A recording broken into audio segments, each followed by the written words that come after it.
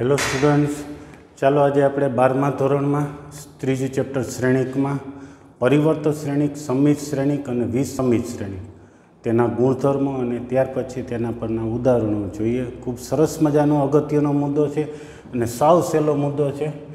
પરિવર્ત શ્રેણિક. સામાન્ય રીતે શ્રેણિકમાં આપણે જે વ્યાખ્યાઓ આવી એ કંઈક નામ એવા જ ગુણધર્મવાળી એવી. હાર શ્રેણિક કોને કહેવાય તો એક જ હાર હોય એવા. સ્તંભ શ્રેણિક કોને કહેવાય તો એક જ સ્તંભ હોય.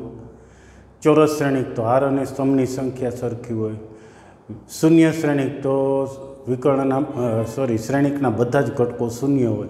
એવી રીતે પરિવર્ત શ્રેણિક. કોનું પરિવર્તન ને કેવી રીતે પરિવર્તન કરવાનું છે એનું ઇંગ્લિશ નામ ટ્રાન્સપોઝ ઓફ અ મેટ્રિક્સ છે. તો જો કોઈ શ્રેણિક, કોઈ પણ શ્રેણિક હોય, ચોરસ શ્રેણિક એવું નથી, કોઈ શ્રેણિક બધી જ હારોને અનુરૂપ સ્તંભમાં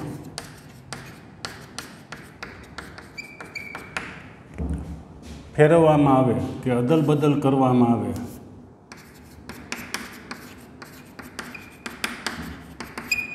તો મળતા શ્રેણિકને પરિવર્ત શ્રેણિક કહે છે. શું છે? કોઈ શ્રેણિક હોય ની બધી જ હારોને અનુરૂપ સ્તંભમાં ફેરવવાના છે. હાર હોય ને સ્તંભમાં. બીજી રીતે આ વ્યાખ્યાને આમ પણ કહી શકાય, બધા જ સ્તંભોને અનુરૂપ હારમાં ફેરવવા. બે એક જ પ્રક્રિયા કહેવાય. બધી જ હારોને અનુરૂપ સ્તંભમાં ફેરવો કે બધા સ્તંભને હારમાં ફેરવી નાખો તો જે મળતો શ્રેણિક છે એને પરિવર્ત શ્રેણિક કહેવાય. ત્યાર પછી સંકેત જોઈ લઈએ. શ્રેણિકે ના પરિવર્ત શ્રેણિકને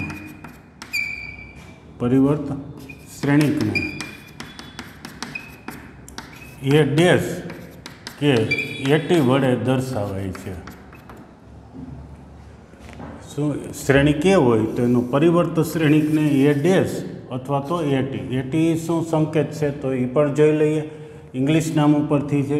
એનો transpose matrix, transpose of a matrix. એનો પરિવર્ત એટલે એ ઉપરથી. એવી રીતે શ્રેણિક બી હોય તો એના પરિવર્ત શ્રેણિકનો સંકેત શું થાય? બી ડેશ કે બી ઉપર આવો ટી સંકેત.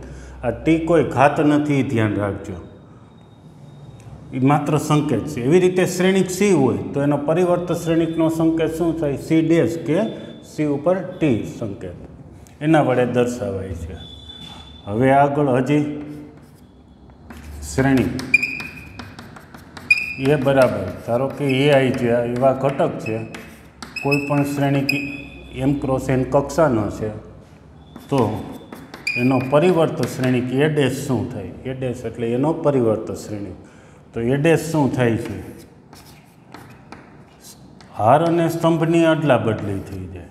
એ આઈ જે છે તો એ જે આઈ થઈ ગયું અને હાર અને સ્તંભની સંખ્યામાં શું ફેરફાર થાય એ જુઓ. એન ક્રોસ એમ.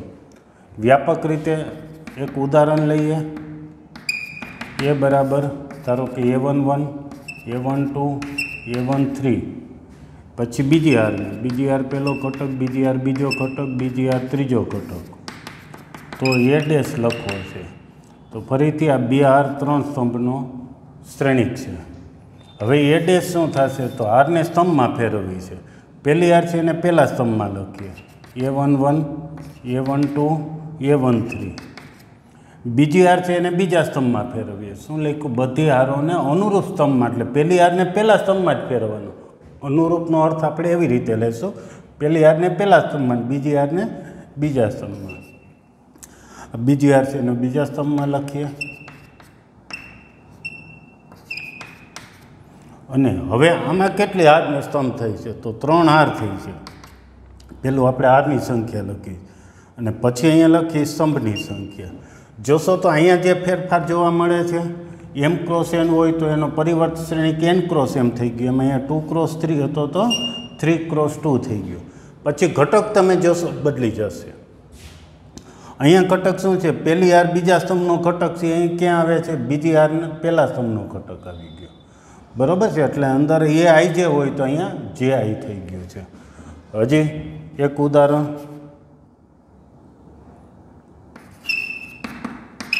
એ બરાબર 1 2 3 5 7 8 તો એ ડેશ મેળવો શું થશે? તો ચાલો પહેલાં તો ફરીથી આ 3 હાર છે અને 2 સ્તંભ છે, આપણે એ ડેશ લખવો છે. કેવો થશે? સૌ પ્રથમ તો 2 હાર 3 સ્તંભનો થઈ જશે આટલું, બરાબર? જે અહીંયા સમજાય એ રીતે એમ ક્રોસ એન હોય તો એન ક્રોસ એમ થઈ જાય, એમ 3 ક્રોસ 2 છે તો 2 ક્રોસ 3. હવે લખું સાવ સહેલું, પહેલી હારને પહેલા સ્તંભમાં લખું, બીજી હારને બીજા સ્તંભમાં લખું, ત્રીજી હારને ત્રીજા સ્તંભમાં લખી નાખું. બહુ સરસ સાવ સહેલો મુદ્દો છે. નામ ઉપરથી યાદ રાખી લો. તમારે પરિવર્તન શ્રેણીક એટલે હારને સ્તંભમાં પરિવર્તન કરવાનું છે. હારનું સ્તંભમાં પરિવર્તન કરો એટલે પરિવર્તન શ્રેણીક મળી ગયો. ઇંગ્લિશ નામ ઉપરથી એક એટી સંકેત પણ યાદ રાખી લેજો. સામાન્ય વધારે ઉપયોગમાં આવતો સંકેત એ ડેશ છે, પણ એ ઘણી બુકમાં એટી પણ લખેલું હોય છે. ત્યાર પછી 8મો મુદ્દો ખૂબ અગત્યનો, સંમિત અને વિસંમિત શ્રેણીક. સંમિત શ્રેણીક અને બીજું છે વિસંમિત શ્રેણીક.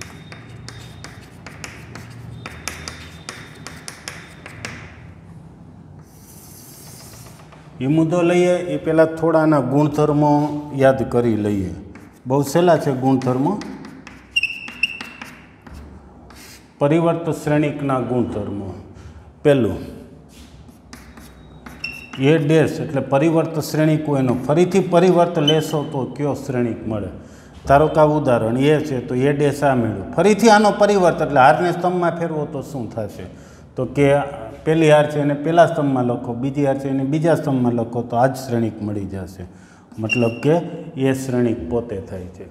અને મળતા આવતા અગાઉના તમે મુદ્દાઓ કંઈ યાદ કરો તો ગણમાં આવું આવ્યું હતું. પૂરક ગણનો પાછો પૂરક ગણ લઈએ તો તેનો તે જ ગણ મળી જાય. વિધાનમાં નિષેધનો મુદ્દો કાંઈક આવ્યો, કોઈ વિધાનનું એનું નિષેધ કરીને પાછું નિષેધ કરીએ તો તેનું તે જ વિધાન મળી જાય, તેવો એક આ મુદ્દો. અને એ ડેશ એટલે હારને સ્તંભમાં ફેરવું એટલી ખબર હોય તો પણ સમજી શકાય. પહેલી વખત હારને સ્તંભમાં ફેરવીને પાછું હારને સ્તંભમાં ફેરવો તો એનો જે શ્રેણીક મળી જાય. સાવ સિમ્પલ છે મુદ્દો, વધારે એની કંઈ સાબિતી પણ આપવાની જરૂર નથી. સાબિતી આપવી હોય તો આ વ્યાપક ઉપરથી જ આપી શકીએ. આ એ લઈએ તો એ ડેશ આ થાય, પાછું આને હારને સ્તંભમાં ફેરવીએ તો આ એન ક્રોસ એમ એ બદલી જશે અને એ જે આઈ છે એ આઈ જે થઈ જશે. એટલે કે આનો આ શ્રેણીક સિમ્પલ મળી જશે, બરાબર છે. ત્યાર પછીનો બીજો ગુણધર્મ યાદ કરીએ, સરવાળા માટે છે. એ પ્લસ બીનો ડેશ લઈએ તો એટલે કે સરવાળો કરી, બે શ્રેણીક હોય એની કક્ષા સમાન હોય તો સરવાળો થાય. એનો પરિવર્તન શ્રેણીક લઈએ કે બે પરિવર્તનનો સરવાળો કરીએ તો સમાન થાય. આના જેવો જ હજી એક ગુણધર્મ છે એ પણ યાદ કરી લઈએ. એ માઇનસ બીનો ડેશ બરાબર A dash minus B dash થાય. ત્રીજો ગુણધર્મ પણ સાવ સહેલો છે, ગુણાકાર કે અદિશ છે. એ કોઈ શ્રેણીક છે એનો ડેશ લઈએ. હા, કે સંખ્યા છે, સંખ્યા ઉપર ડેશ નથી લખવાનું, માત્ર કે એમને એ ડેશ. એટલે કે કોઈ સંખ્યા વડે શ્રેણીકને ગુણીને હારને સ્તંભમાં ફેરવો, કે હારને સ્તંભમાં ફેરવ્યા પછી સંખ્યા વડે ગુણો. કે અંદર બધા ઘટક સાથે ગુણાવાનો છે એટલે એ જ રહેશે. જેમ કે આ શ્રેણી કે છે, બધા ઘટકને 5 વડે ગુણીને પછી હારને સ્તંભમાં ફેરવો, કે પહેલાં હારને સ્તંભમાં ફેરવીને પછી 5 વડે ગુણો, બે સમાન થઈ જશે. ત્યાર પછી ચોથું ગુણાકાર માટે છે, અગત્યનો ગુણધર્મ આ કહેવાય. શું થશે? ગુણાકાર કરીને એનો પરિવર્ત મેળવો, કે પછી આવા ક્રમમાં ગુણાકાર મેળવો. મતલબ કે ક્રમ બદલીને પછી પરિવર્ત મેળવો તો અને ગુણાકાર કરો તો એ બે સમાન થાય. એ બીનો ડેશ બરાબર બી ડેશ એ ડેશ થશે. એવી રીતે એક્સ વાયનો ડેશ એટલે શું થશે? Y dash X dash. A અને સી લખ્યું, એ સીનો ડેશ એટલે શું થાય? સી ડેશ એ ડેશ થશે. હવે સંમિત શ્રેણીક અને વિસંમિત શ્રેણીક. સૌપ્રથમ પહેલું સંમિત શ્રેણીક, અગત્યનો મુદ્દો છે, સેજ ધ્યાન રાખજો. સંમિત શ્રેણીક કોને સંમિત શ્રેણીક કહેવાય? તો આવી રીતે પરિવર્તન કરીએ ને હારને સ્તંભમાં ફેરવીએ તો એનો એ જ શ્રેણીક મળતો હોય તો તે શ્રેણીકને સંમિત શ્રેણીક કહેવાય. ચોરસ શ્રેણિક હોવો જોઈએ, પહેલું તો એ છે, તો જ એનો એ મળવાની શક્યતા છે. અને પરિવર્ત શ્રેણિકમાં હારને સ્તંભની અદલા બદલી થઈ જાય, અહીંયા જે સંખ્યા હોય એ ઉલટા સુલટી થઈ જાય, તે બે સમાન ક્યારે થાય? તો કે ચોરસ હોવો જોઈએ. બે જગ્યાએ આંકડા સરખા હોય તો જ અહીંયા બે જગ્યાએ આંકડા અદલા બદલી કરો તો પણ એને જ રહેશે. જેમાં 2x2 હોય તો અહીંયા 2x2 થાય, 3x3 હોય તો 3x3 થાય. ચોરસ શ્રેણિક એ બરાબર AIJ માટે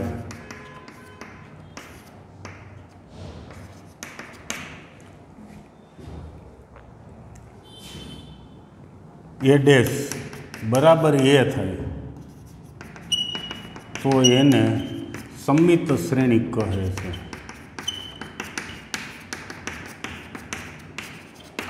સાવ સહેલી વ્યાખ્યા. શું પરિવર્ત શ્રેણિક લઈએ તો એનો એ જ શ્રેણિક થાય તો એને સમમિત શ્રેણિક કહેવાય.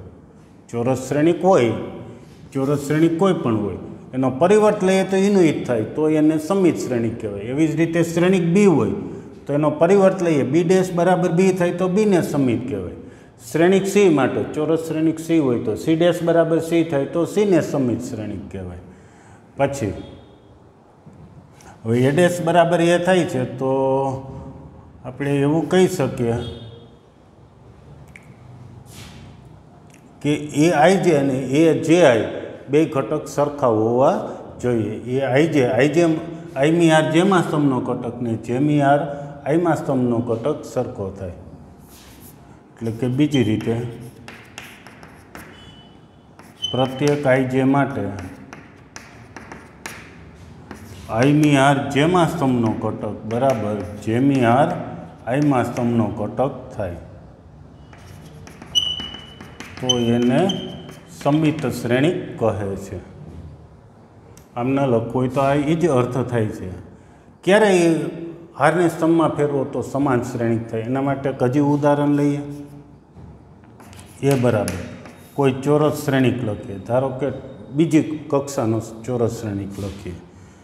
એવી રીતે લખવું છે કે એને હારને સ્તંભમાં ફેરવીએ તો એનો જ શ્રેણિક થાય. વિડીયો પોઝ કરીને તમે પહેલાં પ્રયત્ન કરી લ્યો. એવો શ્રેણિક અહીંયા લખો કે હારને સ્તંભમાં ફેરવીએ તો આનો જ આવી જવો જોઈએ. તો ચાલો એક ટ્રાય કરી લો.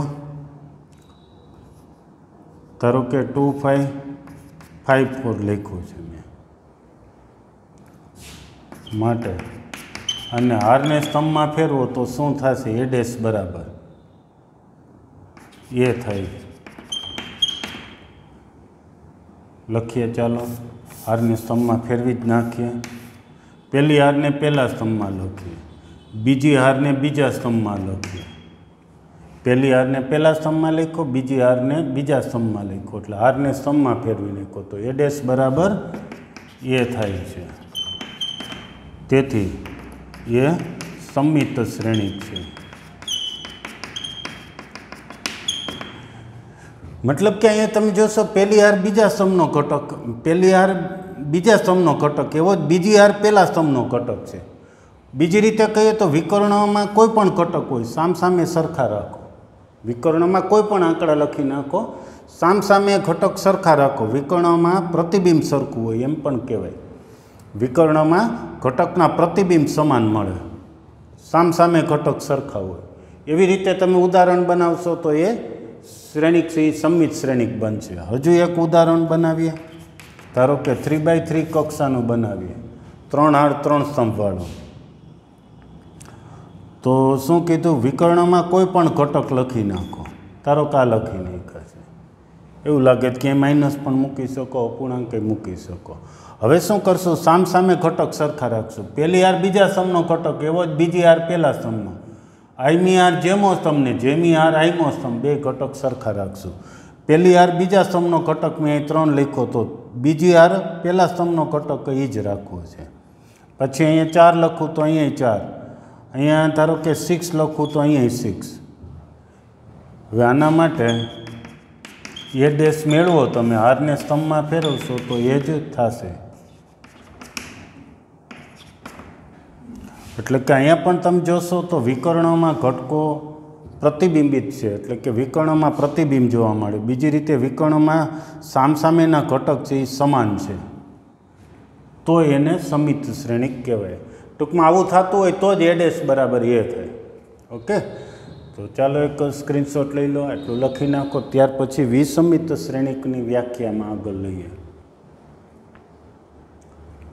ઓકે, તો ચાલો હવે આ ઉદાહરણ પૂછી નાખું છું. ત્યાર પછી હવે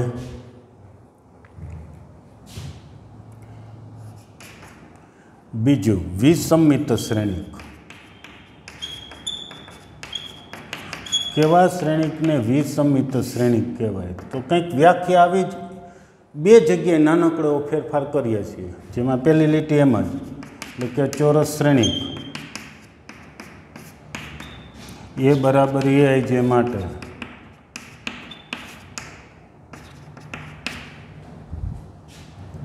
એ ડેશ બરાબર માઇનસ એ થાય તો એને વિસમિત શ્રેણિક કહેવાય.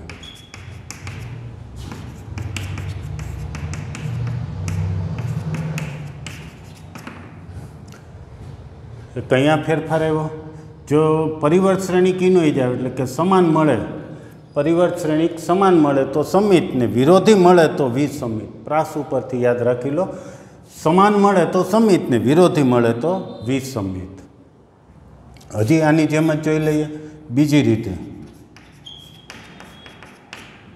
એ આઈ જે આઈમી હાર જેમાં સ્તંભનો ઘટક એવું જ માઇનસ જેમી હાર આઈમાં સ્તંભનો ઘટક થાય તો એને વિસમિત શ્રેણિક કહે છે. પ્રત્યેક આઈજે માટે, બરાબર, દરેક આઈજે માટે આઈમી હાર જેમાં સ્તંભનો ઘટક ને જેમી હાર આઈમાં સ્તંભનો ઘટક પરસ્પર વિરોધી હોય છે. સમાન નહીં, અહીંયા સમાન આવે છે, અહીંયા વિરોધી. આ જ વ્યાખ્યા છે, એને અનુરૂપ અહીંયા છે. તો અહીંયા છે માઇનસ, તો અહીંયા માઇનસ લખ્યું છે. હવે એક અગત્યનો ઉદાહરણ લઈએ. પહેલાં એક અગત્યનો મુદ્દો દરેક આઈજે માટે થાય છે તો આઈ બરાબર જે લેતા એક ખાસ ગુણધર્મ, પછી ઉદાહરણ બનાવવું થોડું વધારે સહેલું પડશે. પ્રત્યેક આઈજે માટે આ ગુણધર્મ સાચો છે તો આઈ બરાબર જે લઈએ અથવા તો જે બરાબર આઈ મૂકીએ તો શું થાય? એ આઈ બરાબર માઇનસ એ આઈ. તો શું જોવા મળે છે? આ માઇનસ એ આઈ આમના આવશે તો 2ai બરાબર 0 ઇમ્પ્લાય એ આઈ બરાબર 0. એ આઈ 0 એટલે શું થાય કે હાર અને સ્તંભનો ક્રમ સરખો રહેતો એવા ઘટક બધા જ શૂન્ય થાય. વિસમિત શ્રેણિકમાં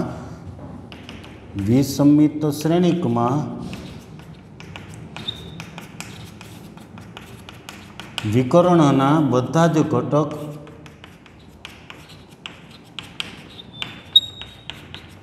શૂન્ય હોય છે.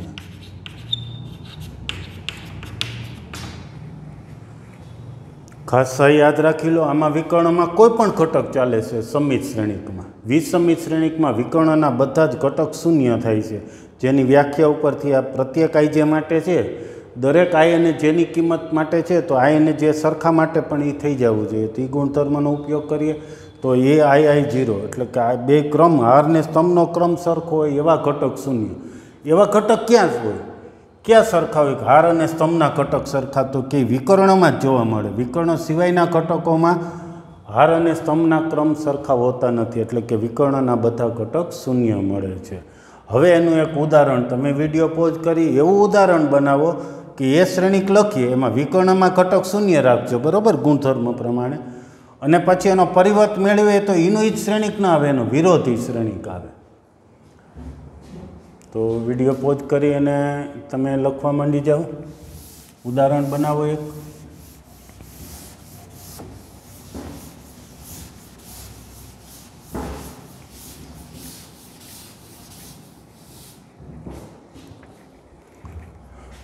ચાલો ઉદાહરણ લઈએ. એ બરાબર કોઈ એક શ્રેણિક લઈએ. શ્રેણિક માટે આવું કંઈક કીધું છે કે વિસમિત શ્રેણિકનું ઉદાહરણ બનાવવું હોય, ઓળખ મેળવવી હોય તો વિકર્ણના ઘટકો સમાન હોવા જોઈએ અને સામસામેના ઘટક આમાં જેમ સરખા કીધું હતું સમિતમાં, એમ અહીંયા વિસમિતમાં વિરોધી હોય. તો અહીંયા ધારો કે હું કોઈ પણ સંખ્યા લખું 7, તો અહીંયા મારે 7 લખું તો સમિત થઈ જાય અને એનો વિરોધી લખું તો વિસમિત શ્રેણિક થઈ જશે. ચેક કરીએ. એ ડેશ લઈએ, હારને સ્તંભમાં ફેરવીએ. પહેલી હાર છે એને પહેલા સ્તંભમાં લખીએ, બીજી હાર છે એને બીજા સ્તંભમાં લખીએ. માઇનસ બધામાંથી સામાન્ય લઈ લઈએ. તમે જોશો તો 0, 7 માઇનસ સામાન્ય લઈએ અથવા તો માઇનસ વડે ગુણીએ ભાગીએ. આ માઇનસ એમને માઇનસ પછી છે એ આ શ્રેણીકીય મેળવ્યો છે એટલે માઇનસ એ મળે છે. તેથી એ વિસમિત શ્રેણિક છે. હવે તમે આ ઉદાહરણ નહીં લખશો. નીચે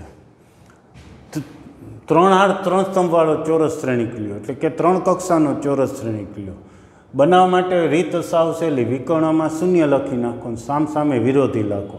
અહીંયા -7 લખો, સામે 7 લખો. અહીંયા 2 લખો તો સામે -2 અને પછી એનો પરિવર્ત મેળવીને માઇનસ સામાન્ય લેશો તો એ શ્રેણિક તમને માઇનસ સામાન્ય લ્યો પછી શ્રેણિક એ હતો એનો એ જ શ્રેણિક આવી જશે એટલે -a એટલે વિસમિત શ્રેણિક બની જશે. ઓકે.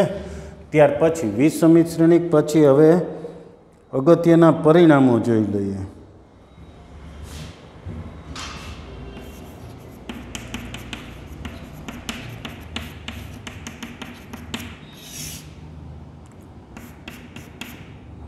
પહેલું, સમિત વિસમિત બંને માટે અગત્યના પરિણામો છે. પહેલું પરિણામ કંઈક એ પ્રકારનું છે કે કોઈ શ્રેણિક હોય એના પરિવર્ત મેળવીએ આપણે અને પછી એનો સરવાળો કરીએ તો સમિત શ્રેણિક મળે છે. ચોરસ શ્રેણિકીય માટે કોઈ પણ ચોરસ શ્રેણિક હોય એના માટે a પ્લસ a ડેશ સમિત શ્રેણિક મળે.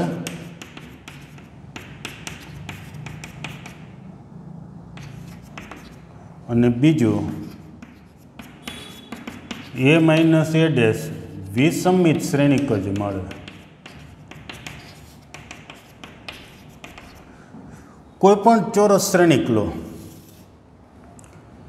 પછી શ્રેણિક અને એના પરિવર્તનનો સરવાળો કરો એટલે સમિત જ થશે. સમિત મતલબ કે સામસામે ઘટક સરખા જ થઈ જશે. અને એની બાદબાકી કરશો.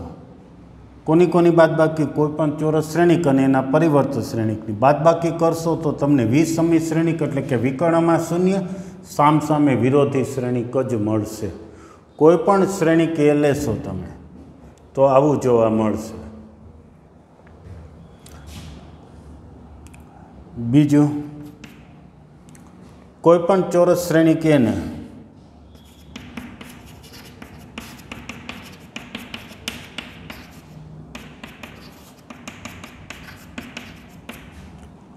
એક સમિત શ્રેણિક અને એક વિસમિત શ્રેણિકના સરવાળા સ્વરૂપે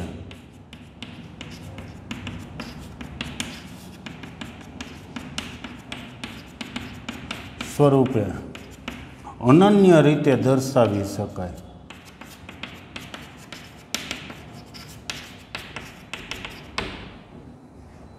કોઈ પણ ચોરસ શ્રેણિક એ લો તો એ ચોરસ શ્રેણિક છે એને એક સમિત અને એક વિસમિત શ્રેણિક, એક સમિત શ્રેણિક અને બીજો એક વિસમિત શ્રેણિકના સરવાળા સ્વરૂપે તમે દર્શાવી શકો. એટલે કંઈક આવું કહેવા માગે છે કે એક ચોરસ શ્રેણિક એ લીધો હોય તો તેને તમે એક અહીંયા સમિત રહે અને બીજો એક અહીંયા વિસમિત થાય એટલે કે અહીંયા વિકર્ણમાં 0 હોય અને અહીંયા વિકર્ણમાં કોઈ પણ ઘટક હોય સામસામે અહીંયા સમિતમાં સરખા હોય વિસમિતમાં વિરોધી હોય એવા તમે બે શ્રેણિક બનાવી શકો કે બે સરવાળો કરો તો તમે જે ધારેલ શ્રેણિક છે એવું મળી જશે. જોઈએ એના માટે પણ ટેકનિક છે. એના માટે આપણે થોડુંક સાબિતી જેવું જ અહીંયા ટૂંકમાં આપી દઈએ છીએ. આ જ મુદ્દા પરિણામ 1 એટલે કે પ્રમેય 1 જ છે, આ પ્રમેય 2 છે. એનો જ પ્રમેય 1નો ઉપયોગ કરીને બીજી રીતે અહીંયા લખી શકાય છે. ધારો કે શ્રેણી કે છે એને આપણે આમ લખી શકીએ છીએ 1/2 a plus a dash plus 1/2 a minus a dash આમ થાય લખી શકાય. એ 1/2 કોમન લઈ અને બંને સરવાળો કરો તો ડાબી બાજુ એ છે તો જમણી બાજુ પણ એ આવી જશે, એટલે કે એ છે ડાબી બાજુ, જમણી બાજુ પણ એ જ છે. હવે આમ લઈએ તો આ પહેલો શ્રેણિક છે એ સમમિત શ્રેણિક થાય કે વિસમિત? તો કે સમમિત શ્રેણિક હોય એને કોઈ પણ સંખ્યા વડે ગુણો તો સમમિત જ થાય, એટલે કે આ સમમિત છે એને 1/2 વડે ગુણી તો આ સમમિત થયું. આ વિસમિત છે એને 1/2 વડે ગુણીએ તો વિસમિત થાય. બરાબર છે. એક નોંધ પણ ઉમેરી દઈએ, કે બિલોંગ્સ ટુ આર માટે, એટલે કે કોઈ પણ અદિશ માટે કે એ પ્લસ એ ડેશ સમમિત અને કોઈ સંખ્યા વડે ગુણી તો એ માઇનસ એ ડેશ વિસમિત થાય. શું મુદ્દો લખ્યો છે એ કહી દઈએ કે સમમિત શ્રેણિક હોય ને કોઈ પણ સંખ્યા વડે ગુણો તો સમમિત જ થાય, વિસમિત શ્રેણિક હોય ને કોઈ પણ સંખ્યા વડે ગુણો તો વિસમિત થાય. આના જ ઉદાહરણમાં જોઈ લઈએ. આ એક સમમિત શ્રેણિકનું ઉદાહરણ છે, તે જોઈ ગયા. હવે આ શ્રેણિકના બધા ઘટકને 10 વડે ગુણી નાખીએ. 10 વડે ગુણીએ તો શું થશે? કંઈક આવા ઘટકો થશે. બરોબર છે. તો આ પણ સમમિત શ્રેણિક જ હશે. અને હારને સ્તંભમાં ફેરવો તો પહેલી હાર છે એને પહેલા સ્તંભમાં ફેરવીએ, બીજી હાર છે એને બીજા સ્તંભમાં. તમે જોશો તો એ જ આવી ગયો છે. તો શ્રેણિક છે ને કોઈ પણ ઘટક વડે ગુણીએ, સમમિત શ્રેણિકને કોઈ પણ સંખ્યા વડે ગુણીએ તો સમમિત જ રહે. હલો વિસમિતમાં જોઈ લે. ધારો કે આને આપણે 10 વડે ગુણીએ છીએ, કોઈ પણ સંખ્યા વડે ગુણી શકાય. 10 એટલે સરળતાથી ફેરફાર કરી શકાય, એટલે 10 વડે ગુણું. ધારો કે આ શ્રેણિક છે, વિસમિત છે આપણે જોઈ ગયા. હવે આને 10 વડે ગુણીએ તો વિસમિત થાય કે નહીં? તો ચાલો 10 વડે ગુણી નાખીએ. બધાને 10 વડે ગુણી નાખ્યા, બધા જ ઘટકને. હવે આને હારને સ્તંભમાં ફેરવીએ તો કંઈક આવું થશે. પહેલી હાર છે એને પહેલા સ્તંભમાં, બીજી હાર છે એને બીજા સ્તંભમાં. માઇનસ કોમન લેશો તો કંઈક આવું થશે. એટલે માઇનસ પછી શ્રેણિક હતો એ જ આવી ગયો. એટલે એ મુદ્દો અહીંયા સમજાવીએ છીએ. સમમિત હોય એને કોઈ પણ સંખ્યા વડે ગુણો તો સમમિત થાય, વિસમિતને કોઈ પણ સંખ્યા વડે ગુણો તો વિસમિત જ રહે. તો એ મુદ્દા પ્રમાણે આ સમમિત છે, એને 1/2 વડે ગુણ્યા તો એ સમમિત છે ને આ વિસમિત છે. તો સમમિત અને વિસમિતના સરવાળા સ્વરૂપે દર્શાવી શકાય.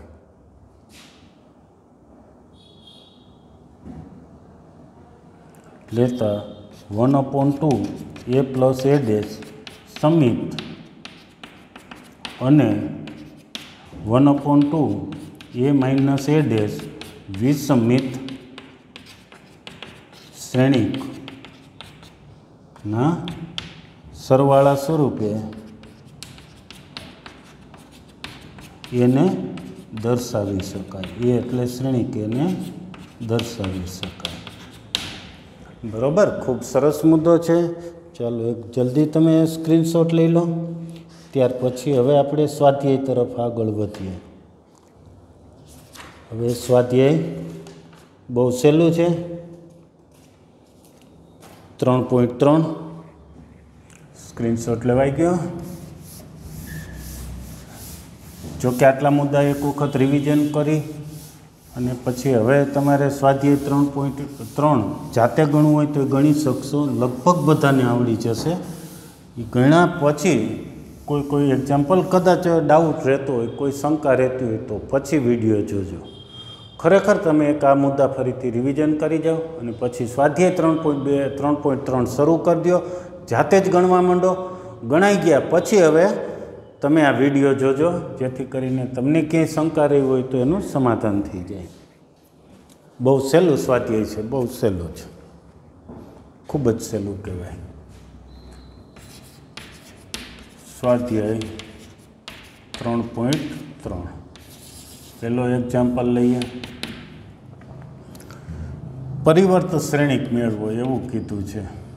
શું કોઈ શ્રેણિક આપ્યો છે, એનો પરિવર્ત શ્રેણિક મેળવવો છે. જુદા જુદા એક્ઝામ્પલ છે.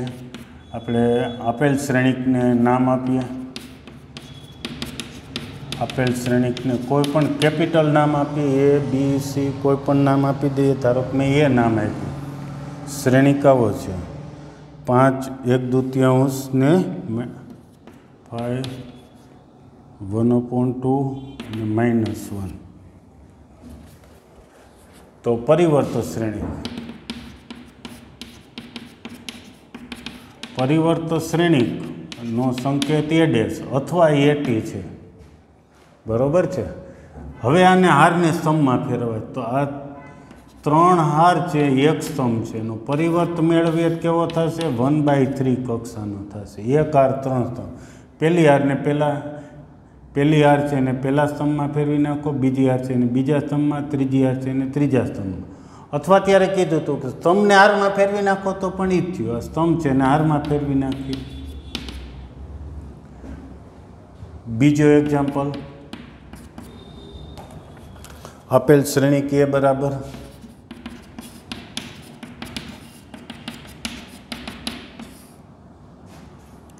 1 - 1 2 3,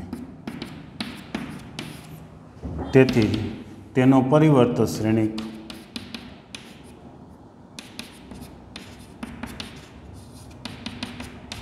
ને એ ડેશ અથવા એટી વડે દર્શાવાય।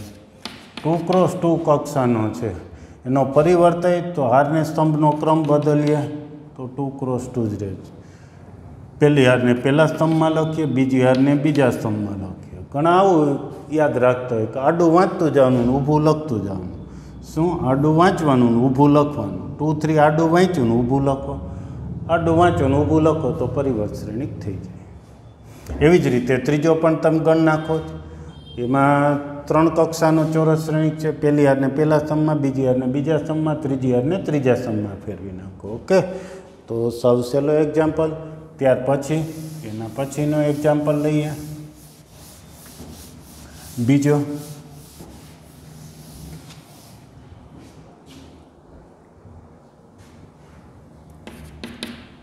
એ અને બી બે શ્રેણિક આપ્યા છે અને પરિણામો જે ગુણધર્મો જોઈ ગયા એ ચકાસવાના છે। -123, 579, -211, અને બીજો શ્રેણિક બી આપેલો છે એ લખી નાખીએ, -4, 120, 120 એ બોલું છું, માત્ર લખવાની ટેકનિક છે, બાકી 120 છે નહીં। હવે પહેલું પરિણામ ચકાસવું છે। શું ચકાસવાનું છે? a + બીનો dash is equal to a dash plus B dash થાય છે। હલો, એ ચકાસવું છે। ચકાસવામાં શું કરશું? તો સૌ પ્રથમ ડાબી બાજુનું પરિણામ મેળવી લઈએ, પછી જમણી બાજુનું મેળવી લઈએ। બે સમાન છે એવું કેવું છે। ડાબી બાજુ મેળવવું છે તેનો પ્લાન બનાવીએ તો શું થશે? સૌ પ્રથમ a + બી એટલે એ અને બીનો સરવાળો કરી નાખીએ। સરવાળો મળી ગયા પછી એનો ડેશ એટલે હારને સ્તંભમાં ફેરવી નાખીએ, પરિવર્ત શ્રેણિક લઈએ એટલે ડાબી બાજુ ત્યાં। જમણી બાજુ માટે પ્લાનમાં શું બેસશે? પહેલાં તો એ ડેશ લખો એટલે હારને સ્તંભમાં ફેરવી નાખીએ, પછી બી ડેશ, બી ઉપરથી એને હારને સ્તંભમાં ફેરવો બી ડેશ મળી ગયો। એ બે મળ્યા પછી એનો સરવાળો કરશું। ઓકે, તો ચાલો ગણવા જ માંડીએ। સૌ પ્રથમ a + બી એટલે એ અને બી જે શ્રેણિક છે એનો સરવાળો કરી નાખીએ। હા, તમે એક આવું કરી શકશો। એ શ્રેણિક લખી નાખજો, અહીંયા બી શ્રેણિક, અને પછી હવે એનો સરવાળો લખીએ। પહેલા ઘટકનો સરવાળો હું અહીંથી જ લખું છું, -5, 2 + 1 3, 3 - 5 એટલે -2, 5 + 1 6, 7 + 2 9, 9, પછી -1 4 2। તેથી a + બી શ્રેણિક મેળવ્યો છે, એનો ડેશ એટલે ડાબી બાજુ મેળવવું છે। ચાલો લખાવતા જાઓ, બોલતા જાઓ। આડું વાંચો ને ઊભું લખો એટલે પરિવર્ત, અથવા પહેલી હારને પહેલા સ્તંભમાં, બીજી હારને બીજા સ્તંભમાં, ત્રીજી હારને ત્રીજા સ્તંભમાં। આ નંબર 1 કહી દે, આ LHS મેળવો। હવે આપણે જમણી બાજુ મેળવવું છે એટલે a dash plus B dash, a dash લખશું પ્લસ બી ડેશ લખશું, પછી બેયનો સરવાળો કરશું। ઓકે, અહીંયા સરવાળો લખી નાખશું। એ તીર પણ લખાઈ જાય તો ચાલે છે. ચાલો તો A dash plus B dash લખાવો. તો એ ઉપરથી એ ડેશ, એ શ્રેણી કાપ્યો છે તો એ ડેશ શું ટેકનિક, આડું વાંચો ને ઊભું લખો.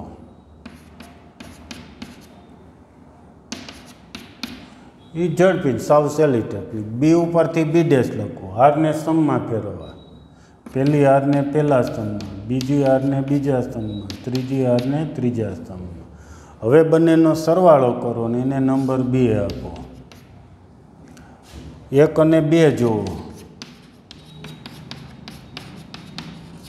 તમે જોઈ શકશો કે એ પ્લસ બીનો dash is equal to A dash plus B dash થાય છે. આ જવાબ આવ્યો એવો જ આ જવાબ આવી જશે, આવી જવો જોઈએ. ભૂલ હોય ક્યાંય તો સુધારી લેવાની, પણ આવી જવો જોઈએ. આવો જ બીજો એક પરિણામ છે, વચ્ચે માઇનસ છે. એ બીજું પરિણામ ચકાસવાનું છે. હવે માઇનસ માટે શું પ્લાન બનાવીએ તો એ અને બીની બાદબાકી કરવાની. બાદબાકી શ્રેણીક મળી જાય પછી એનો પરિવર્ત, એટલે કે હારને સ્તંભમાં ફેરવી નાખો એટલે પરિવર્ત થઈ ગયો. નંબર 1 આપી દેજો. હવે A dash minus B dash મેળવવું છે તો એ અને બી શ્રેણીક છે એના એ ડેશ બી ડેશ વચ્ચે માઇનસ, આ એમ નમ વચ્ચે માઇનસ અને બેની બાદબાકી કરો એને નંબર 2 આપો. 1 અને 2 પરથી એ માઇનસ બીનો dash is equal to A dash minus B dash લખી શકાય. ઓકે, ત્યાર પછી ત્રીજો, ચાલો સ્ક્રીનશોટ લઈ લેજો. પછી ત્રીજો એક્ઝામ્પલ આપણે ગણીએ.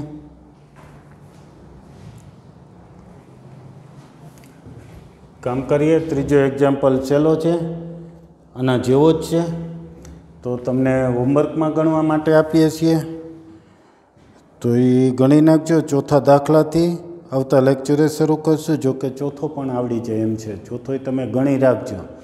તો લગભગ તો સ્વાધ્યાયમાં બધા એક્ઝામ્પલ તમે ગણી શકો એમ છો, પણ 4 કે 5 સુધી થાય એટલા ગણજો. ઓકે, આપણે આવતા લેક્ચરે ચોથા એક્ઝામ્પલથી આગળ વધશું. Okay, thank you.